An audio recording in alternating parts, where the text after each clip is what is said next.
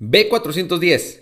¿Es esto la nueva línea? ¿Quiénes se volvieron multimillonarios con esto? B410 es un caso presentado por la SAT, donde 410 empresas fueron creadas para recibir más de 5.000 millones de quetzales en contratos con el Estado durante el tiempo de Yamatei, vendiendo desde las tintas de impresora y papel hasta obras de construcción. Por cierto, hace unos días me pasaron un informe de una federación donde solo en tintas de impresión se gastaron más de $2,000 y no tienen impresora. Más de la mitad de estas empresas tenían el mismo representante legal y fueron creadas o registradas por los mismos abogados. Hacían contratos de baja cuantía, es decir, no tan grandes, de 1,000, 25,000, 50,000 o que no pasara a los 90,000 para que pudiera ser asignado por compra directa. Y fue la SAT, la que va tras los impuestos, la que detectó varias cosas. Primero, la anomalía de la estructura, que tenían de dirección registrada direcciones que ni existen, es decir, son de cartón, que eran empresas que no tenían activos, no tenían productos, pero le habían vendido productos al Estado, que no pagaron los impuestos, pero aún más crítico, que un contador denunció que lo habían puesto como contador de varias de estas empresas, y él ni enterado. Sí, como el ciudadano que denunció su afiliación a Semilla, igual el contador denunció su afiliación a estas empresas. Son tan ladrones y tontos que se pusieron a simular para no pagar los 300 millones en impuestos que se tenían que pagar, y por eso los cacharon. Sí,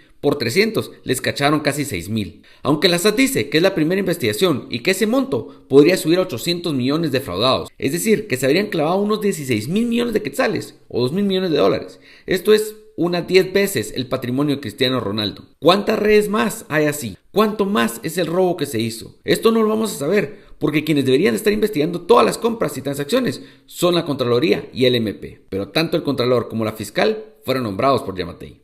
Pues la denuncia llegó al MP por parte de la SAT. ¿Adivinen qué?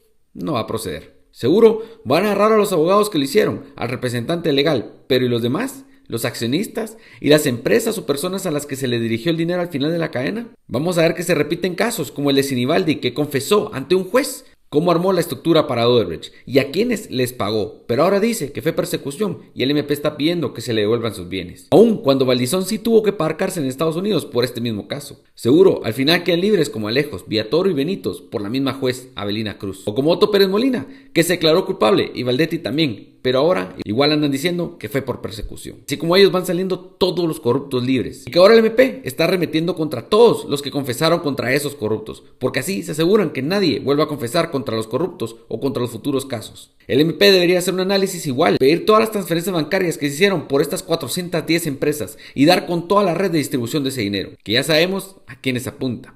En el caso de la línea, salieron multados unos empresarios y otros pidiendo perdón, pero en este caso seguro solo los 3 que agarraron. Para el MP no es importante eso, pero sí salió Corrupchiche diciendo que el gobierno actual hizo pagos de los contratos a algunas de estas empresas. Si el MP no sabe ni cuántas denuncias recibe diario, menos va a saber hacer un análisis así.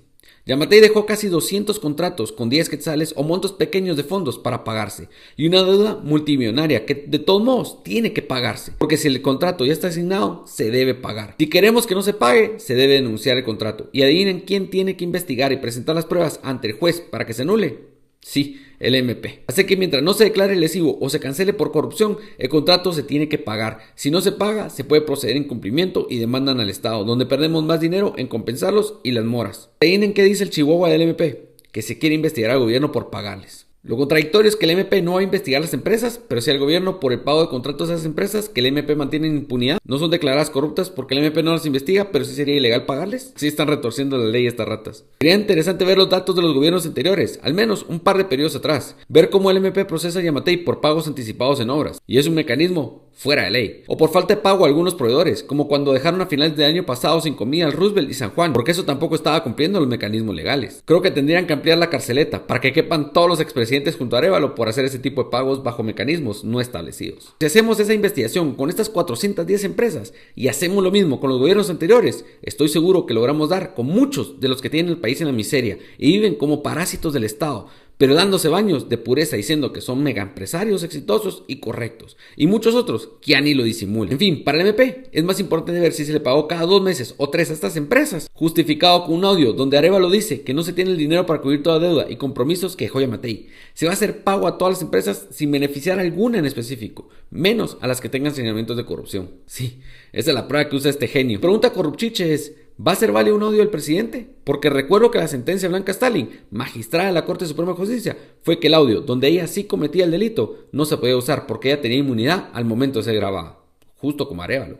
Y Curruchiche, que era el fiscal del caso, dijo que el MP no impugnaría, es decir, estaban de acuerdo con la sentencia. Entonces reabrimos el caso de Blanca Stalin Corrupchiche. Todo para tener coherencia, digo yo. Pero es Corrupchiche, siempre es así. Sí, pero no, pero siempre sí. Ajá, sí, pero tal vez no. Lo ha de asesorar el mismo que asesora a Pineda, porque solo hablan y meten la pata. Dice Yasmín de la Vega, sí, la ministra desde que entró, todos sabíamos la calaña que era. Ya trae señalamientos de corrupción desde el tiempo de Berché. Miren mi video del gabinete para saber más. Pues ella dice que no lo filtró, pero es una llamada entre el presidente y ella. ¿Será que lo puso en altavoz para que alguien más lo grabara? ¿Será que le interceptaron la llamada al presidente los del MP? Ella dijo que estaba dispuesta a pasar polígrafo. Podríamos hacerle buenas preguntas bien interesantes en ese polígrafo.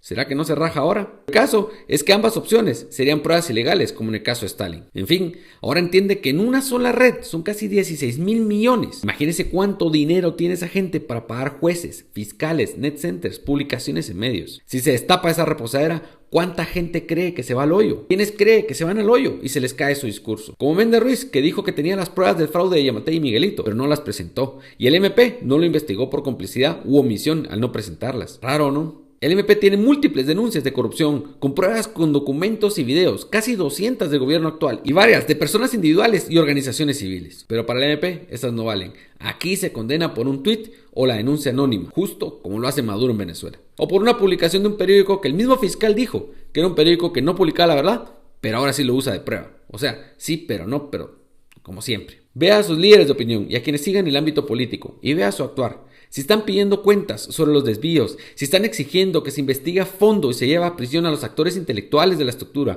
y no solo a los peones, o si solo están tratando de desviar la atención, porque posiblemente entonces algunas de esas transacciones le cayeron a esa persona y es otro de los que quedaría exhibido. Falta investigar los 40,000 millones del préstamo en pandemia, los fondos que se destinaron al Hospital del Parque de la Industria, que nunca llegaron ahí. Los fondos de los hospitales que se pagaron pero no se hicieron, las carreteras pagadas pero no construidas, puentes, pasos a desnivel, todo lo que saquearon y dejaron a medias. Esos 16,000 millones son solo la punta del iceberg, pero con esos 16,000 millones hubiéramos podido darle una canasta básica mensual durante todo un año a más de 1,5 millones de personas. Hubiéramos podido construir 10 hospitales como el nuevo Mayo Clinic en La Crosse, Wisconsin, de 6 niveles, todo equipado, o 10 puentes Belice número 2 que conectarían todos los municipios con la ciudad por medio de los barrancos, 13 aerometros de los que quiere Quiñones, o casi 4 metros de los que quiere Arévalo. O podríamos bajar en 7% la deuda externa y no seguir endeudándonos. Estas estructuras criminales llevan décadas siendo parásitos del Estado, viviendo de esto.